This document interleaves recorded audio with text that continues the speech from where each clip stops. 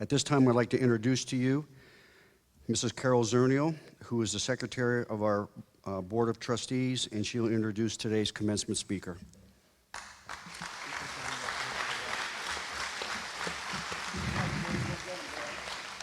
Thank you. Gabe Quintanilla was born and raised in San Antonio, Texas. He graduated from Robert E. Lee High School in 1975, after which he attended San Antonio College for 2 years.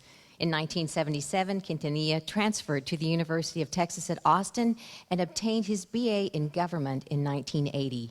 He stayed at the University of Texas for law school and graduated in 1983.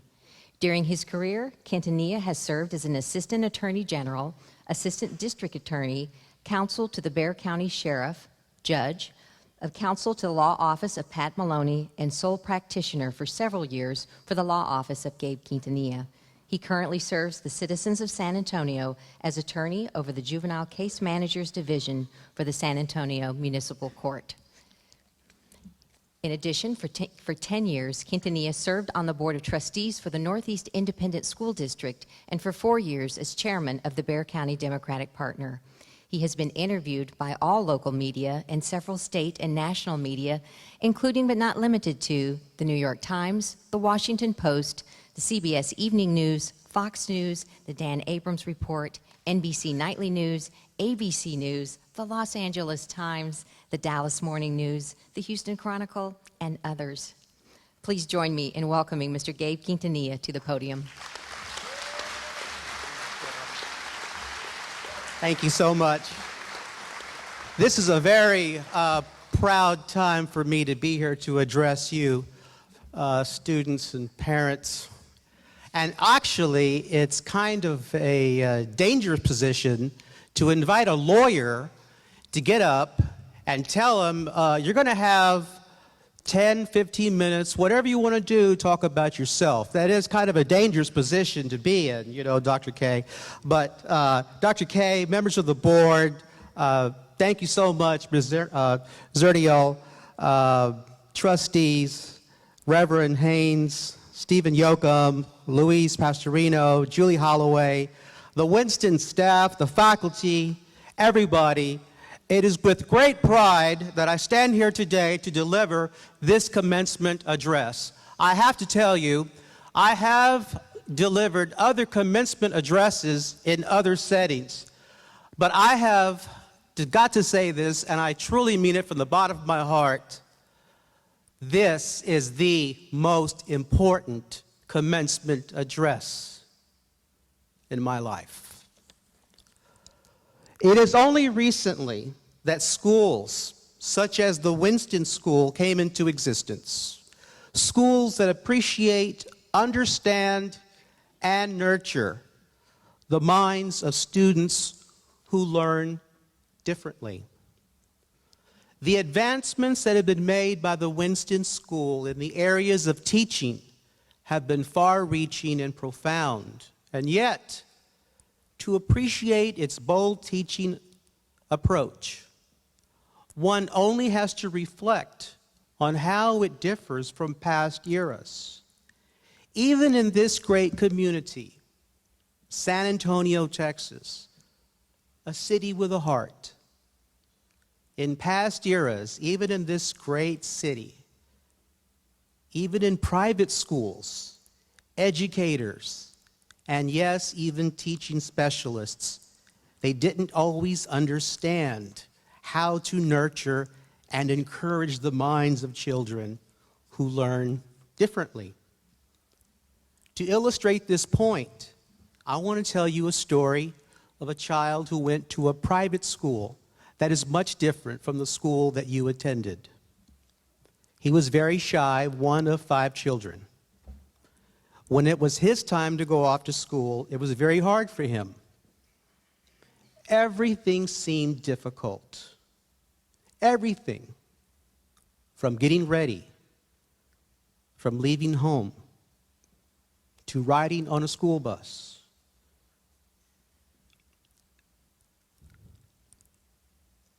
To being away from his mom, sitting at a desk. Even recess had challenges. It was though everything was like a blur. The year was 1963. The nation had a brilliant young president, John F. Kennedy. Gas was 29 cents a gallon. That's right. And the average cost of a brand new car was approximately $3,000. And get this, at that time, America had not yet heard of the Beatles. It's true. At school, the boys' classmates, they were all receiving awards for reading and writing. But this little boy had much difficulty with these and, quite frankly, with all the subjects. So one day, the child was pulled from class. He was given several tests. And quite frankly, some of them didn't make much sense. Like, for example, some of them had him put puzzles together. Some of them had him look at different images. And some of them, honestly, were kind of repulsive. Like, for example, there was one test where they would attach electrodes to his head with little dabs of clay. And they would try to read, I guess, his brain waves or whatever. All I know is this: the child made a mistake. After that test, he went off and he told his classmates about the test. That was a mistake. Because from that point forward, they teased him. He became known as the kid with the clay and wires. Several weeks passed, and his parents were summoned to school to get the results. They escorted his parents into a conference room. Parents, imagine this setting. They go into this conference room. They're met by the school officials. They're given a brief explanation of the tests themselves. And then the officials got right to the point. Your boy is a very sweet child, the counselor said.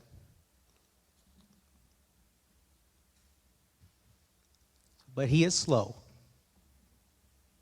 Very slow, she told the mother. Don't expect much from him. The counselor continued. But you have to look at the positives of your situation. God gave you 5 beautiful children, and 4 of them are normal. You must thank him for that.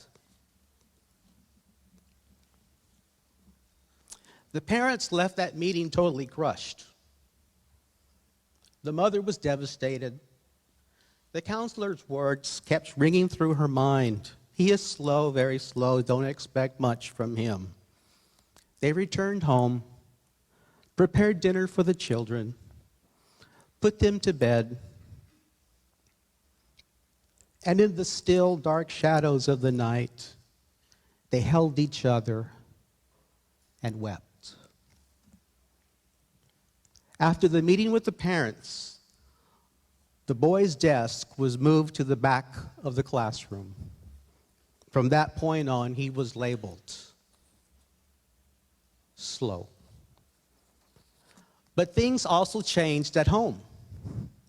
In the days that followed, when the boy would come home from school, his mother would meet him at the door with a surprise. They would be playing games at the dinner table with pencils, crayons, and Big Chief tablets. Remember Big Chief tablets? Over the course of the next several months, his mother created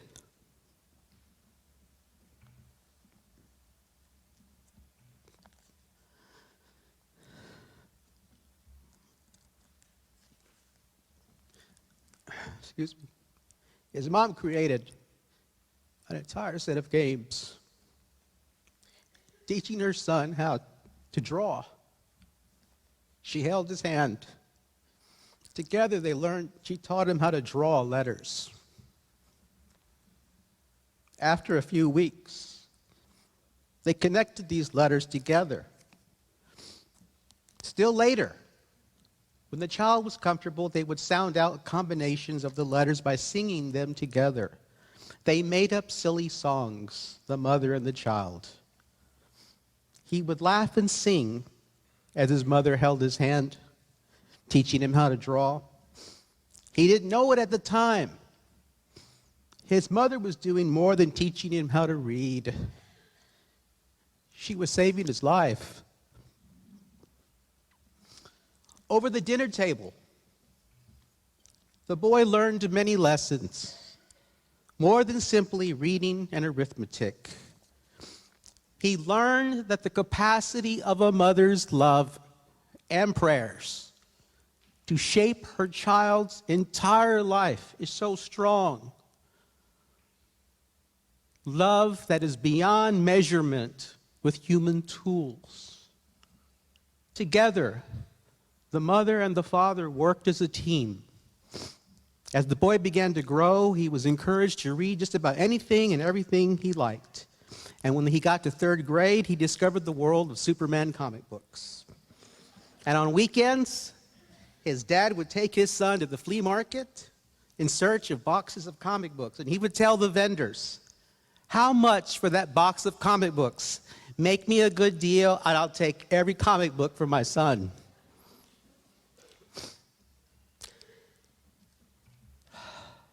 When the boy got a little older, he dreamed of writing his own magazine devoted to comic book heroes. And his father took extra jobs to pay for the printing. Let's fast forward to his teenage years. He's now 15. He never thought about his plans after high school because deep down he still felt he was slow. Then one day, there was a teacher who changed his life, who believed in him, his journalism teacher. His journalism teacher, Chet Hunt, who inspired him to attend college. On the night that the boy graduated from high school, the boy's parents openly wept. They remembered the words of the counselor, "Don't expect much from him." So after high school graduation, the young man went to a local community college, afterwards transferred to a 4-year school. And when he got there, he did something he'd never done before. He allowed himself to dream big dreams. He wondered if he could get into law school. So he studied day and night, outlining every course, sometimes even typing his notes. It was the late 70s. He worked harder than he'd ever done in his entire life. Yet deep down, he was still afraid that he was slow. In his eyes, he was still the kid in the first grade sitting in the back of the room. So he applied to many law schools, as many as he could afford, hoping that at least one would accept him. And as it turned out, nearly all of them did. So he attended law school. And on the night that he graduated from law school, his parents openly wept. They couldn't forget what the counselor had said years ago. Don't expect much from this one. Every time he felt like quitting, he worked extra hard. In 1983, he graduated from law school. And on that day, his father, remembering all the things that they'd been through before, cried like he never did his whole life. The boy graduated from the University of Texas at Austin, one of the most prestigious law schools in the country. And while he was in law school, he worked his way through law school by working through the DA's office in Travis County.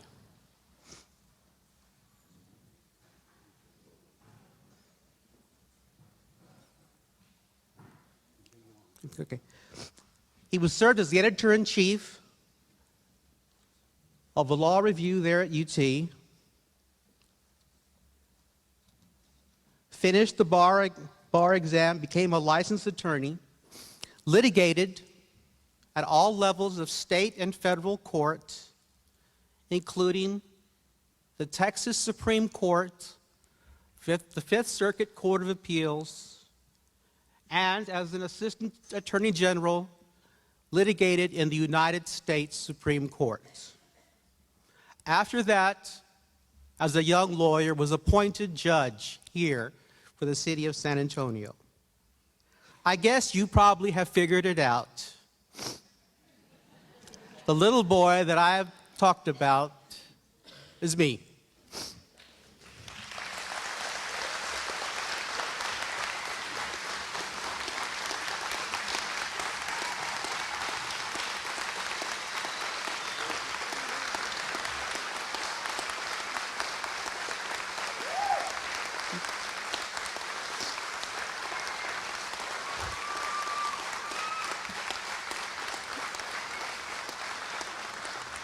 Thank you. And the mother.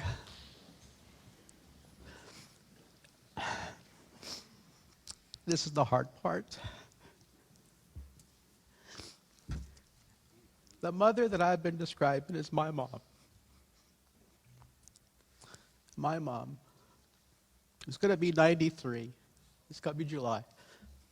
Life has now come full circle. My mother taught me how to read and write. Thank you, sir.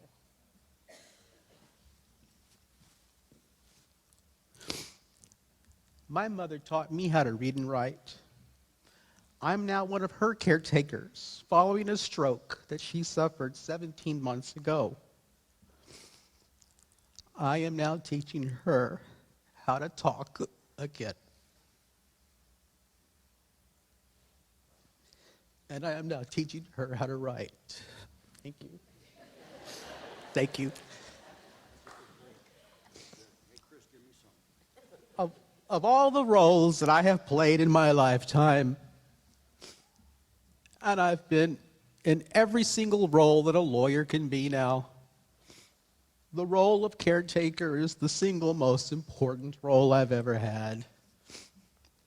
Some would say that I have accomplished many things in my lifetime. I would say merely, I stood on the shoulders of giants. My beloved mom and dad. And now, excuse me, I'm sorry. Apologize. That's why I said I knew this would be the most important speech I've ever given. It's not really about me, it's more about my mom. And now my mom is my most important client. As a lawyer, I spent months with her in the hospital. And I found case law that required her insurance company to continue her physical and speech therapy, even though the insurance company threatened to cut her off. Thank God for Jimmo versus Sibelius. And when the insurance company sent us those notices they were cutting her off, I said, "No, you're not." And they said, "Yes, you are." I said, "I'm going to sue you."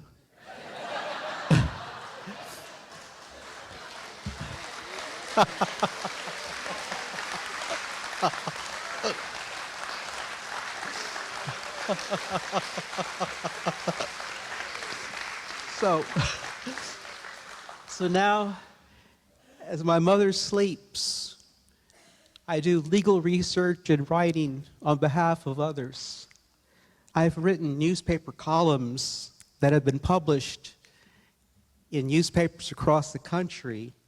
I'm helping to educate thousands of elderly and disabled Medicare beneficiaries of their rights under federal law. Rights that big insurance companies have been ignoring. Now you know why big insurance companies hate lawyers. I do this because my mother always taught me as a child, always give back to the world. So, my graduates, seniors, graduates to be, the story that I have told you this morning, this story is going to be the basis of a book I'm going to begin writing this summer. You've heard only the outline of a handful of chapters, and someday soon, hopefully, you'll be able to read the rest of the story. The message that I pass along to you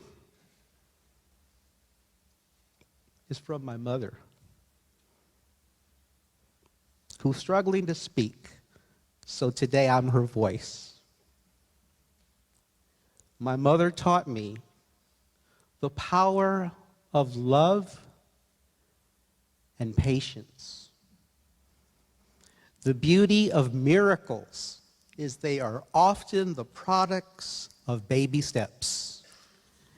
She performed those miracles with me. The baby steps she performed with me consisted of drawings filled in endless numbers of Big Chief tablets. To this day, I can still feel my mother's hands guiding me across those tablets. I shudder to think what my life would have become if she would have listened to the counselor back in 1963. They didn't have a Winston school back then. Thank God. Thank you, Bob. Now I'm helping her with her baby steps, helping her find her speech again. Ironically enough, a few days after Mom's stroke, her neurologist held out hope for us. He told us she had a fighting will to live and had very strong signs. He told us, he warned us, however, to be patient. Her progress would have to be measured in baby steps. So today, you learned about a boy with learning differences who grew up, who was saved by his mother through baby steps. And as a man, saved her right back and continues to do so through baby steps. This is God's strongest evidence that life is beautiful. Your life is beautiful. Your life is a beautiful miracle, each and every one of you. And sometimes the biggest miracles are the products of each and every step. Dream big dreams, not small ones. Dream big dreams. Have patience. Give back to your family. They have sacrificed so much for you. They have done so much for you. In fact, I would ask you right now if you would stand up and give a round of applause for your families.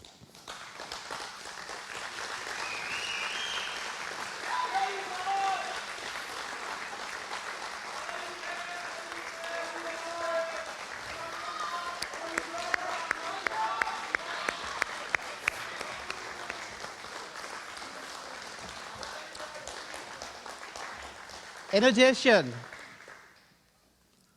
after giving back to your family, give back to this world. This world needs you. This world needs your creativity. It needs your heart. It needs your genius. Each of you contribute. God created a beautiful miracle when He created you. Don't be afraid.